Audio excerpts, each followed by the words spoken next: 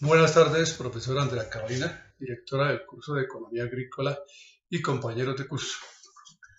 He seleccionado el tema la cuestión agraria y el desarrollo agropecuario. He mirado todos los compendios y los tratados de un eminente académico y profesor de la Universidad Nacional como fue el doctor Jesús Bejarano. Vamos a empezar tratando un poco el tema de la historia del sector agrario en Colombia. Este tema agrario en Colombia estuvo prácticamente en el olvido y solo hasta los años 70 se tiene en cuenta para muchos debates y análisis del sector. En Colombia durante las 3 últimas décadas del siglo XIX y las 2 primeras del siglo XX se dio un movimiento que consistía en un proceso de apropiación de la tierra, en la formación de la gran propiedad basada fundamentalmente en la expansión de la frontera agrícola.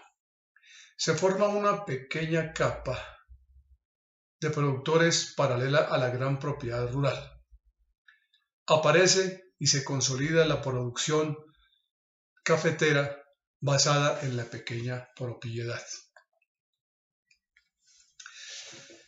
En la revolución en marcha del presidente López Pumarejo, se adecuó la estructura a los requerimientos del desarrollo industrial sin recurrir a una forma agraria distributiva. El proteccionismo de la época fue un factor clave para que parte del capital comercial pasara a una actividad más industrial que agrícola. Se presenta el fenómeno en que se proletariza la mano de obra vinculada al desarrollo industrial y la expansión urbana, que para el año 2012 se puede decir que cerca del 16% de la mano de obra era asalariada, con un apreciable contingente de mano de obra ubicada en el campo, dedicada al café y a otras actividades como a la caña de azúcar y el arroz. A esto se sumó la acumulación de capital dinero concentrada en manos de los comerciantes. La penetración de capital extranjero en el comercio cafetero se hizo notorio y aparecieron los sistemas de compra alrededor del monopolio y la especulación. De estos problemas resultó una transformación decisiva de la sociedad colombiana y el rompimiento de las relaciones que la República señorial conservadora había implantado durante medio siglo. Esta ruptura trajo como consecuencia algunos aspectos, como en la distribución de la propiedad. Se introducen las estructuras agrarias, la cafetera de Hacienda, la cafetera de Occidente, basada en la pequeña propiedad, la zona bananera, el latifundio ganadero y azucarero, las altiplanicies cundinaboyacenses y santanderianas, y el minifundio que se radicó fundamentalmente en las cordilleras. En esta época se trata del tema de los baldíos y las políticas estatales. La adjudicación de baldíos solamente fortaleció el latifundio improductivo y crecientemente valorizado. Las relaciones de trabajo del régimen latifundista y el notable atraso que presentaban para la sociedad rural se caracterizaba por las diferentes formas de la provisión de trabajo de las haciendas y la mano de obra, la manera como se organizaba el factor trabajo y el uso de la tierra. Aparecen las categorías de arrendatarios, aparceros, peonaje, obligaciones, concertados, que adquieren un significado económico y social muy importante. El carácter rentista de la explotación del trabajo en la economía terrateniente era un obstáculo para la industria manufacturera. Por la sustracción de la fuerza de trabajo del mercado de bienes manufactureros, el enfrentamiento con el monopolio terrateniente y la ineficiencia productiva que se traducía en presiones salariales de los sectores no agrícolas. La propiedad territorial, entonces, se ve afectada por los movimientos migratorios, la escasez de mano de obra y la organización del mercado laboral. La imposibilidad de retener la fuerza de trabajo en las haciendas rompía las relaciones sociales en el régimen territorial.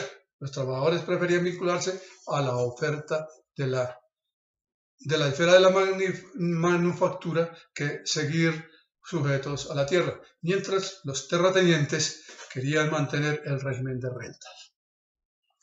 La depresión de 1930 frenó el proceso de transformaciones, pero trajo inmensas consecuencias sobre la estructura agraria y llevó al debate agrario al orden nacional.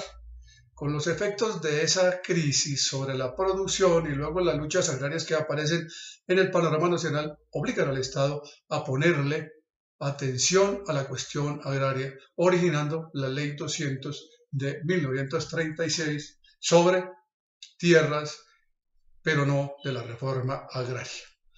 Las luchas agrarias se presentan desde los comienzos de los años 20, donde colonos y arrendatarios se enfrentaron a los propietarios por la propiedad de la tierra, la demanda de los arrendatarios para sembrar café en sus propias parcelas. El gobierno Olaya respondió a esta situación con represión y una política de parcelaciones con indemnizaciones a los terratenientes y además con la implantación de legislación para resolver en el plano jurídico este tipo de conflictos. Una legislación para la propiedad y otra para las relaciones de trabajo. La situación agraria en la posguerra cambió un poco. Aquí se notaban los avances con una agricultura moderna y una tradicional. La agricultura comercial se apoyaba en la gran propiedad y usaba técnicas modernas, mientras que la tradicional se basaba en la pequeña propiedad y el minifundio. Y también se observó la persistencia de la pequeña y mediana propiedad con una vinculación clara de la economía campesina. Se volvieron a registrar las modificaciones de las áreas de trabajo en el sector rural del segundo proceso de descomposición campesina de los años 40. Se desplazó el debate del latifundio-minifundio al terreno de los tipos de desarrollo capitalista de la agricultura. Hasta los años 60, la historia agraria fue institucional, centrada en instituciones coloniales. Se ignoraba la estructura productiva, la formación de hacienda, las características de las formas de trabajo y la diferenciación social. Solo existían indígenas, esclavos, los encomenderos, los terratenientes y no los campesinos. En los años 70 se rompe esta inmovilidad y rigidez interna de la estructura colonial, dando mayor énfasis a la estructura productiva, la conformación de la hacienda, las relaciones entre la apropiación de la tierra y las formas de trabajo, el impacto económico de la tierra y las formas de trabajo, el impacto económico del mestizaje. Para concluir, que los principales elementos causales de la agitación rural son las fases de la hacienda y su articulación en medio de cambios globales que producen una gran dislocación social. Las formas que asumen el malestar rural en sus diversas fases, determinadas por el tipo de expansión de la frontera agrícola, por la crisis demográfica, la crisis de los egotipos o subpoblaciones, la crisis de autoridad y por el carácter de los arrendatarios. Es bueno hacer algunos comentarios sobre la educación superior en la época del siglo XIX. En esa época no hay en Colombia ciencias agropecuarias ni innovaciones. Nuestra agricultura tenía un notable atraso técnico y el movimiento científico que había iniciado la expedición botánica se había interrumpido con las guerras de la independencia.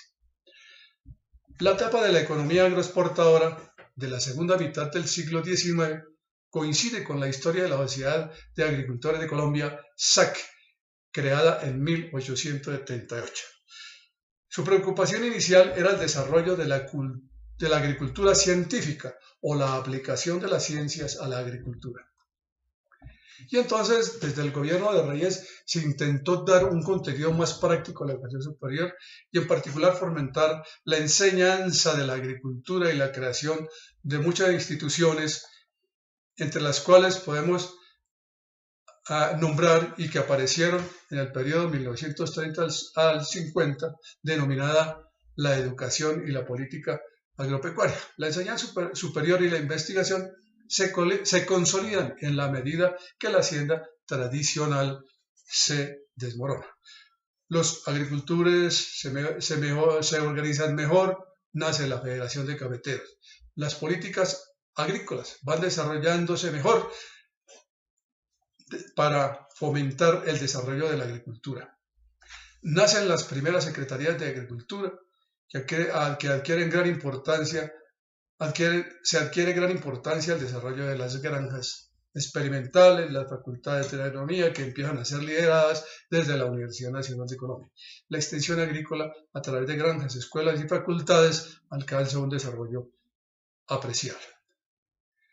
Las causas de la crisis productiva, entre ellas las más significativas, se deben al proceso de asignación de recursos, la pérdida de presencia del Estado derivada de las políticas fiscales y de la caída de la inversión pública y por el impacto internacional. La agricultura en el desarrollo. En un momento crucial para el país que se preparaba para la apertura 1980-1991, el papel del proceso del desarrollo se debía cambiar a una visión que se debería asignando a la agricultura como una función pasiva y residual, por lo cual se realizaron diagnósticos y análisis que cubren una multitud de sectores, como la estructura agraria, la economía campesina, el empleo, la pobreza rural y la distribución del ingreso, la oferta agropecuaria, la ganadería bovina, etcétera, etcétera, etcétera. De tal manera que hoy en día el sector agropecuario es uno de los más diagnosticados en el país, cuya problemática ha sido ampliamente debatida, pero requiere un análisis profundo sobre la conformación y la evolución de la sociedad rural y su articulación o desarticulación con la sociedad nacional e internacional. A pesar de los numerosos factores de atraso que aún persisten en la estructura agraria, en los últimos 30 años, el sector experimentó un importante proceso de modernización que se refleja en el avance del área ocupada por predios de tamaño mediano y pequeño, la disminución de las formas precarias de tenencia de la tierra, el desarrollo de los mercados de trabajo en numerosas regiones, la reducción de las brechas de la productividad entre la agricultura moderna y la tradicional. Ahora es un sector con menos rigideces estructurales, es mayor su potencial de crecimiento y su capacidad de contribuir al crecimiento global, identificando como principales políticas dinamizadoras del crecimiento la seguridad alimentaria, el desarrollo agroindustrial y las exportaciones.